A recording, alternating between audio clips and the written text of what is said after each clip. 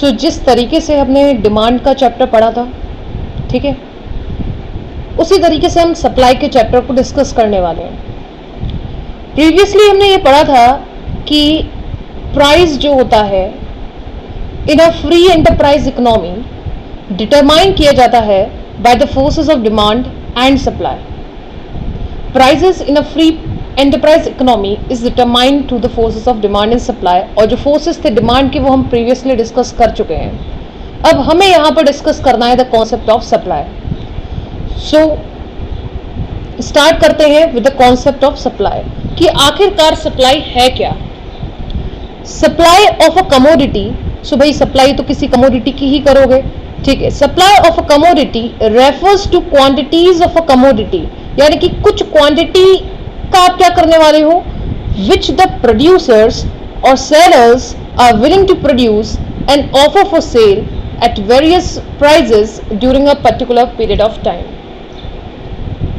तो सप्लाई क्या है, वो क्वांटिटी है जो प्रोड्यूसर या आप बोल सकते हो सेलर, प्रोड्यूसर सेलर बात एक ही है। सो वो क्वांटिटी जो कि प्रोड्यूसर या सेलर इच्छुक है प्रोड्यूस करने के, और वही जो उन्होंने प्रोड्यूस करा है उसको अगर वो ऑफर कर पा रहे हैं फॉर सेल, अब सेल किस चीज पे, अलग अलग प्राइजेस पे और at a particular period of time, तब हम उसे बोलते हैं कि वो है हमारी supply.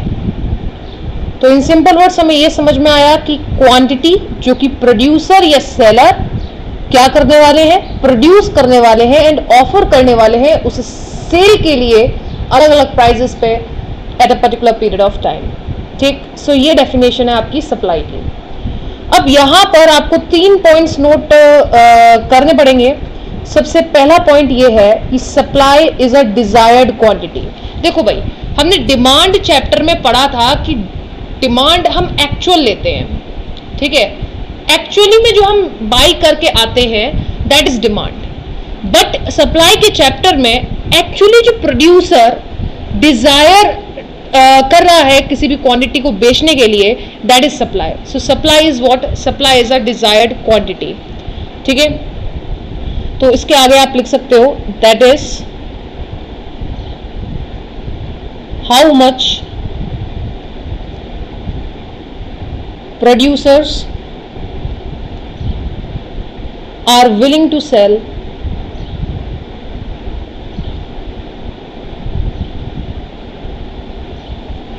and not how much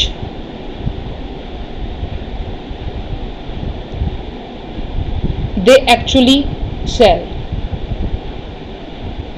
सबसे पहले अपनी नोटबुक में हेडिंग डालना कॉन्सेप्ट ऑफ सप्लाई एंड ये वाली डेफिनेशन नोट डाउन करना। उसके बाद 3 पॉइंट्स में से सबसे पहला पॉइंट क्या है कि सप्लाई एक डिजायर्ड क्वांटिटी। डिमांड चैप्टर में डिमांड एक्चुअली हम जो डिमांड करते थे वो हम लिया करते थे, बट सप्लाई क्या है, एक डिजायर्ड क्वांटिटी है। डिमांड चैप्टर में क्या हुआ करता था, हम एक्चुअल कंसिडर किया करते थे, बट यहाँ पर क्या कंसिडर करना है, डिजायर्ड। समझ आया, ठीक है।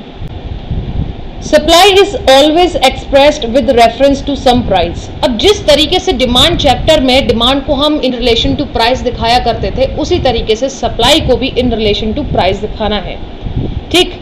इसका मतलब ये है कि जिस तरीके से प्राइस चेंज होगा उसी तरीके से हमारी सप्लाई भी चेंज होगी, ठीक। इसलिए supply is always express with reference to some price. चलो थर्ड पॉइंट हमें जो नोट करना है वो है supply is a flow variable. देखो आपको पता होगा कि हमारे पास 2 तरीके के वेरिएबल होते हैं। एक होता है हमारे पास फ्लो वेरिएबल और एक हमारे पास होता है स्टॉक वेरिएबल। सो इन दोनों में फर्क क्या है, फ्लो वेरिएबल वो वेरिएबल होता है जिसको हम इन रिलेशन टू टाइम दिखाते हैं, सो उसको हम क्या बोलते हैं, फ्लो वेरिएबल। और स्टॉक वेरिएबल कौन सा होता है, स्टॉक वेरिएबल वो वेरिएबल होता है जिसको टाइम के अकॉर्डिंग में नहीं दिखाया जाता, ठीक। तो सप्लाई क्या है, एक फ्लो वेरिएबल है। इसका मतलब प्रोड्यूसर्स और सेलर्स जो इच्छुक हैं सेल करने के लिए, ठीक है, एट सम प्राइस, ठीक है, वो हमें दिखाना है with reference to some time, that means it is a flow variable. ठीक, एग्जाम में पूछा जा सकता है कि फ्लो वेरिएबल और स्टॉक वेरिएबल क्या होता है। सो फ्लो वेरिएबल वो वेरिएबल होता है जिसको हम टाइम के अकॉर्डिंग्स में दिखाते हैं, स्टॉक वेरिएबल वो वेरिएबल है जिसको हम टाइम के अकॉर्डिंग्स में नहीं दिखाते हैं। ठीक है, सो हमें सप्लाई की डेफिनेशन समझ आ गई और तीन चीजें हमें यहाँ पर ये समझ में आए कि यहाँ पर हमको विलिंगनेस लेना है, यानी कि डिजायर्ड क्वांटिटी कंसिडर कर दी है। थर्ड पॉइंट ये प्राइस के रिलेशन में एक्सप्रेस करा जाएगा, और तीसरा this will be during a particular period of time. ठीक है, चलो यहां पर मैंने एक एग्जांपल लिखा है, 500 कार्स विल बी सप्लाइड। अगर मैं आपसे ये स्टेटमेंट बोलूं 500 कार्स विल बी सप्लाइड, तो मेरे को बताइए क्या ये जो डेफिनेशन हमने सप्लाई की पढ़ी है उसको फुलफिल कर रहा है? क्या ये स्टेटमेंट सप्लाई की डेफिनेशन को फुलफिल कर रहा है? नहीं कर रहा। क्यों? मानते हैं यहां पर फर्स्ट वाला पॉइंट कहीं ना कहीं सेटिस्फाइड है, मान के चलते हैं ये डिजायर्ड क्वांटिटी है जो सप्लायर सप्लाई करना चाह रहा है, लेकिन इसमें प्राइस मिसिंग है ना, और टाइम भी मिसिंग है। सो ये कंप्लीट स्टेटमेंट नहीं बना रहा है। ठीक,